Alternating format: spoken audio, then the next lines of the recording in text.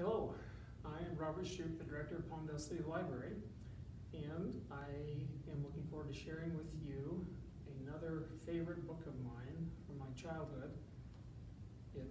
Many people consider it a classic. It certainly is in my world, and I will tell you up front that I know that I'm going to get emotional when I read parts of this book. I do not apologize for that. That's just part of being human. That's personal philosophy there. That's one of the beauties of books that are well written.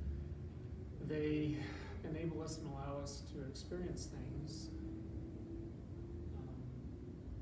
I guess you could say virtually, in our minds, in our hearts, and the emotions are just as real as if we experience those events personally in our own lives.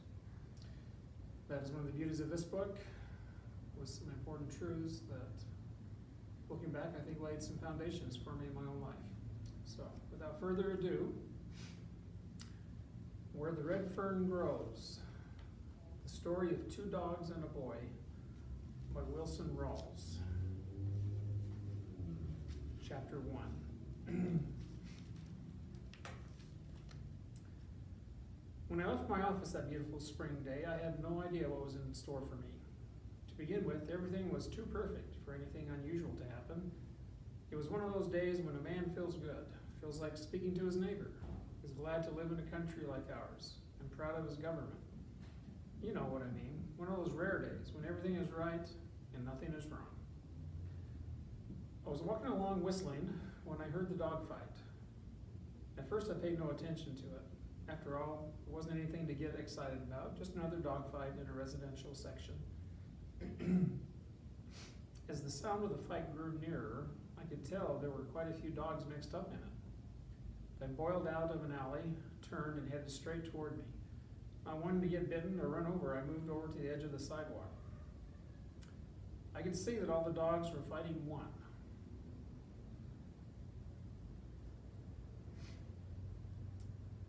About 25 feet from me, they caught him and down he went. I felt sorry for the unfortunate one. I knew if something wasn't done quickly, the sanitation department would have to pick up a dead dog. I was trying to make up my mind to help when I got a surprise. Up out of that snarling, growling, slashing mass reared an old red bone hound. For a second I saw him. I caught my breath. I couldn't believe what I had seen. Twisting and slashing, he fought his way through the pack and backed up under the low branches of a hedge. Growling and snarling, they formed a half-moon circle around him.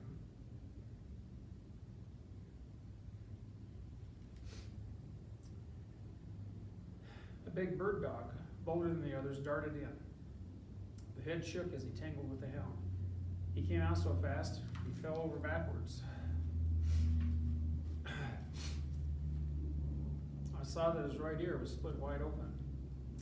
It was too much for him, and he took off down the street, squalling like a scalded cat. The big ugly cur tried his luck. He didn't get off so easy. He came out with his left shoulder laid open to the bone. He sat down on his rear and let the world know that he had been hurt. By this time, my fighting blood was boiling.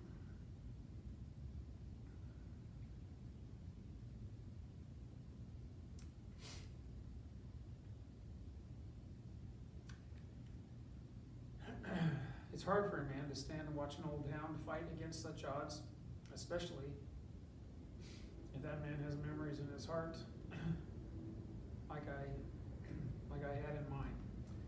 I had seen the time when an old hound like that had given his life so that I might live. Taking off my coat, I waded in. My yelling and scolding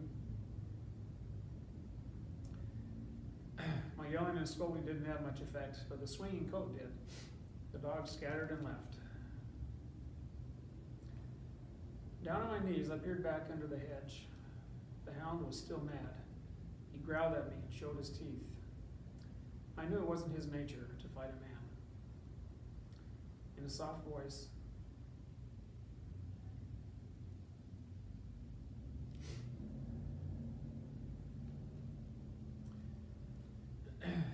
a soft voice, I started talking to him. "Come on, boy," I said. "It's all right. I'm your friend. Come on now." The fighting fire slowly left his eyes. He bowed his head, and his long red tail started thumping the ground. I kept coaxing. On his stomach, an inch at a time, he came to me and laid his head in my hand. I almost cried at what I saw.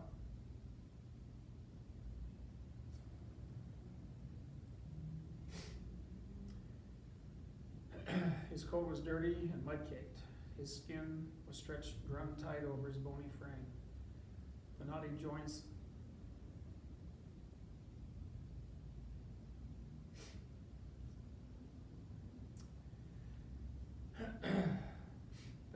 of his hips and shoulders stood out a good 3 inches from his body. I could tell he was starved. I couldn't figure it out. He didn't belong in town. He was far out of place with the boxers, poodles, bird dogs, and other breeds of town dogs. He belonged in the country. He was a hunting hound. I raised one of his paws. There I read the story. The pads were worn down slick as the rind on an apple.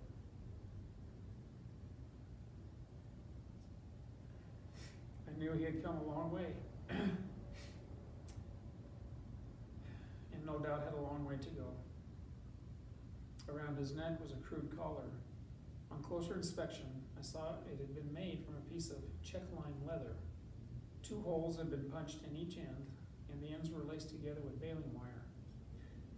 As I turned the collar with my finger, I saw something else. There, scratched deep in the tough leather, was the name Buddy. I guess that the crude, scribbly letters had probably been written by a little boy.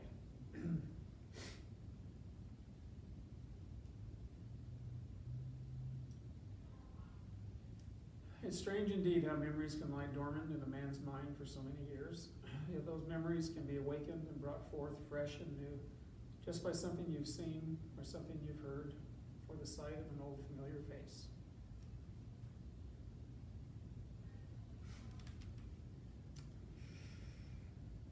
What I saw in the warm gray eyes of the friendly old hound brought back wonderful memories.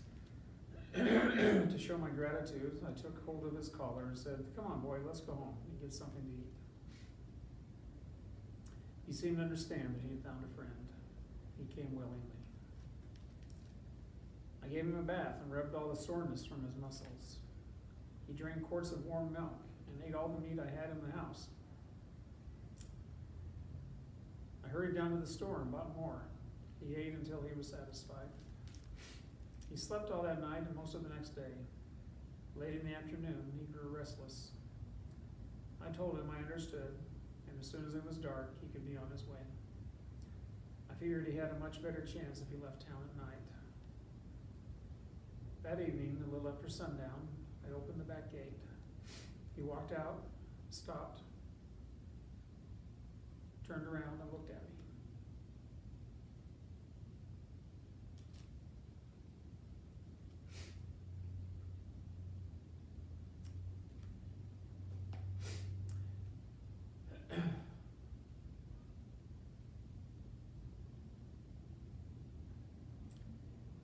He thanked me by wagging his tail. With tears in my eyes, I said, "You're more than welcome, old fellow. In fact, you could have stayed here as long as you wanted to." He whined and licked my hand. I was wondering which way he would go. With one final whimper, he turned and headed east. I couldn't help smiling as I watched him trot down the alley. I noticed the way his hind quarters shifted over to the right, never in line with the front, yet always in perfect rhythm. His long ears flopped up and down, keeping time with the jogging motion of his body.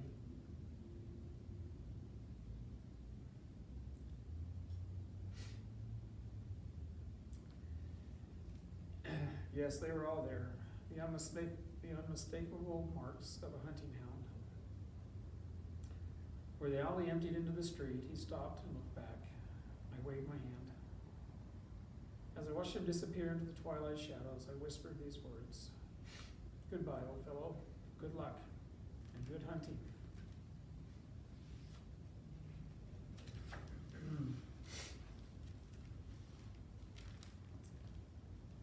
I didn't have to let him go. I could have kept him in my backyard, but to pin up a dog like that is a sin. It would have broken his heart. The will to live would have slowly left his body. I had no idea where he'd come from or where he was going. Perhaps it wasn't too far, or maybe it was a long, long way. I tried to make myself believe that his home was in the Ozark Mountains, somewhere in Missouri or Oklahoma. It wasn't impossible, even though it was a long way from the Snake River Valley in Idaho. I figured something drastic must have happened in his life, as it is very unusual for a hound to be traveling all alone. Perhaps he'd been stolen, or maybe he had been sold for some much-needed money. Whatever it was that had interrupted his life, he was trying to straighten it out. He was going home to the master he loved, and with the help of God, he would make it.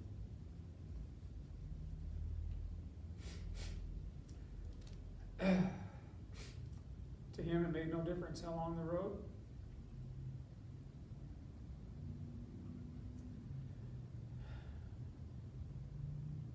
Or how rough or rocky.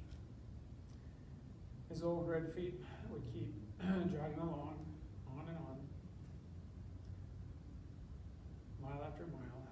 There would be no crying or giving up. When his feet grew tired and weary, he would curl up in the weeds and rest. Water from a rain puddle or a mountain stream would quench his thirst and cool his hot, dry throat. Food found along the highway or the offerings from a friendly hand would ease the pangs of hunger. Through the rains, the snow, or the desert heat, he would jog along, never looking back. Some morning he would be found curled up on the front porch. The long journey would be over. He would be home. There would be a lot of tail wagging and a few whimpering cries. His warm, moist tongue would caress the hand of his master. All would be forgiven. Once again, the lights would shine in the dog's world. His heart would be happy. After my friend had disappeared in the darkness, I stood and stared at the empty alley. A strange feeling came over me.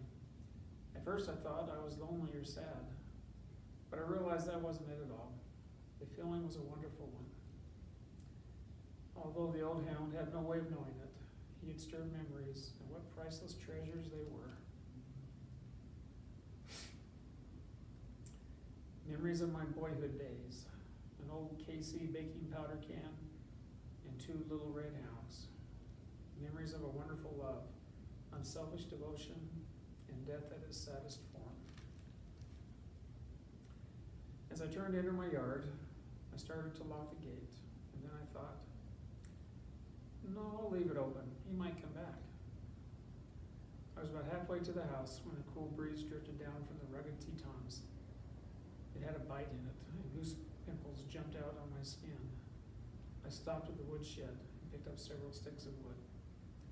I didn't turn on any lights on entering the house. The dark, quiet atmosphere was a perfect setting for the mood I was in. I built a fire in the fireplace and pulled up my favorite rocker. As I sat there in the silence, the fire grew larger. It crackled and popped. Firelight shadows began to shimmer and dance around the room. The warm, comfortable heat felt good. I struck a match to light my pipe. As I did, 2 beautiful cups gleamed from the mantel. I held the match up so I could get a better look. There they were, sitting side by side. One was large with long, upright handles that stood out like wings on a mourning dove. The highly polished surface gleamed and glistened with a golden sheen. The other was smaller and made of silver. It was neat and trim and sparkled like a white star in the heavens. I got up and took them down. There was a story in those cups, a story that went back more than a half century. As I caressed the smooth surfaces, my mind drifted back through the years, back to my boyhood days. How wonderful the memories were. Piece by piece, the story unfolded.